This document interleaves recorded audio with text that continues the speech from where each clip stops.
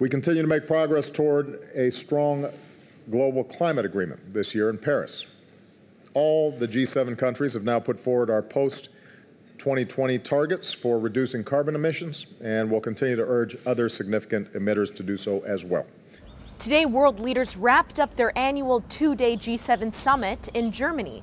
Leaders from Canada, France, Germany, Italy, Japan, Britain, the U.S. all gathered to discuss everything from Ukraine to the Greek debt crisis to global security. Of the dozens of forums that bring together politicians, the G7 is probably the least offensive. I'd prefer that discussions about major issues come from the G7 than, say, the UN Human Rights Council, which is dominated by dictatorships, or the UN Climate Change Roving Roadshow, for instance. The G7 is important for the very reason it's not the G8, the G7 plus Russia. The G7 has a standard. It has said Russia's actions are so beyond the pale, Putin is not welcome. So for that very reason alone, the G7 is important. That said, the commitments that come out of the G7, which are usually written in advance, are non-binding and by extension often meaningless. Consider what the leaders promised on climate change this year. In their final communique, they committed to a full-blown no-carbon economy by 2100. Nothing like setting political deadlines for policy targets decades after your death. Here's what they wrote.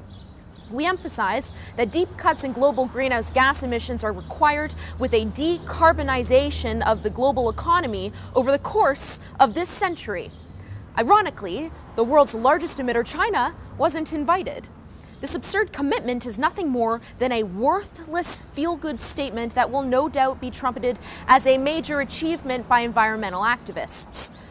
When Obama signed the surprise climate deal with China last year to reduce greenhouse gas emissions by 2025, it was likewise proclaimed as a historic victory between the two countries, except that similarly, the agreement was merely a statement of ambitious goals with no penalties for non-compliance. And oh yeah, President Obama signed it with only 2 years left in office, which is to say this non-binding deal will be tossed out the window under new leadership.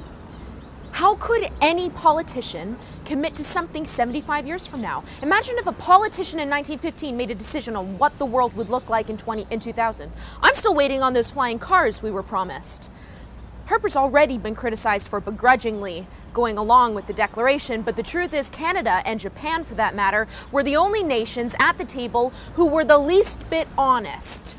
Maybe by 2100, the global economy will have completely shifted away from fossil fuels and onto wind and solar energy, maybe.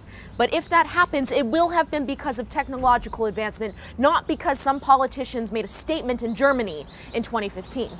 For TheRebel.media, I'm Marrisa Semkiw.